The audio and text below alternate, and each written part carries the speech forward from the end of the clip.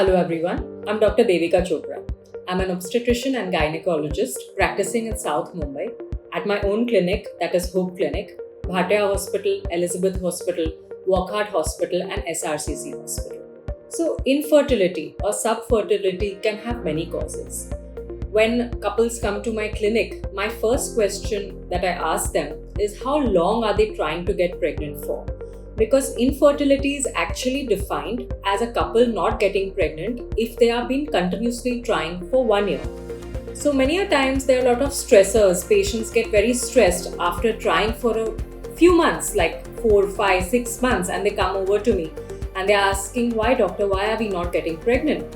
So the first thing that I tell them is they have to reduce their stress. They have to stop stressing about the fact that they are not getting pregnant.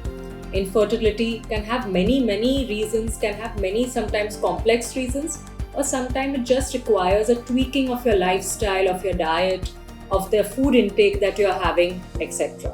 Now, what are the causes of infertility? So I will divide these causes into medical causes and lifestyle causes. So the medical causes are related to your reproductive tract.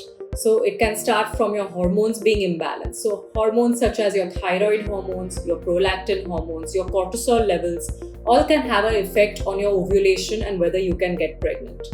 Your reproductive organs can also have a certain problem. So let me describe that to you. So this is the uterus, this is the ovaries, and these are the tubes. So many times patients do not ovulate properly. That is, their eggs are not released properly, and that's why patients are not getting pregnant.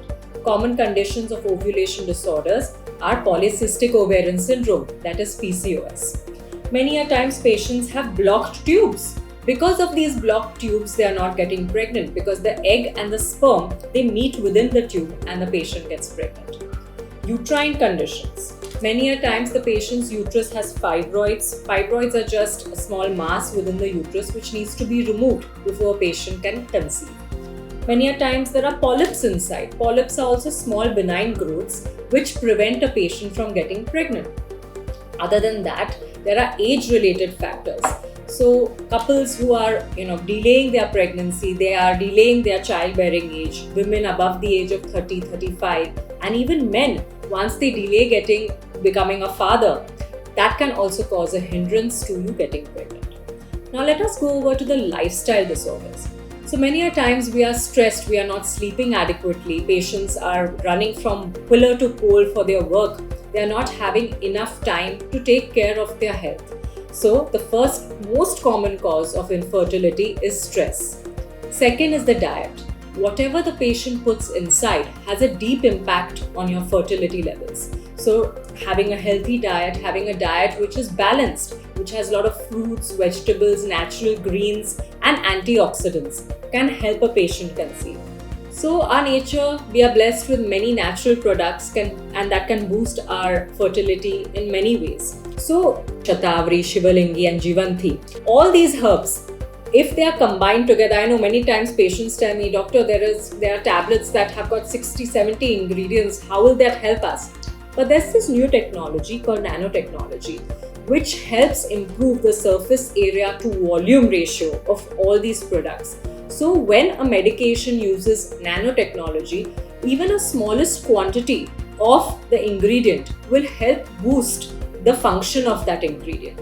So I advise all you people out there to do a little bit more reading to see the benefits of these natural remedies in your day-to-day life as well as in your reproductive health. And lastly, a sedentary lifestyle, patient not exercising enough, being overweight.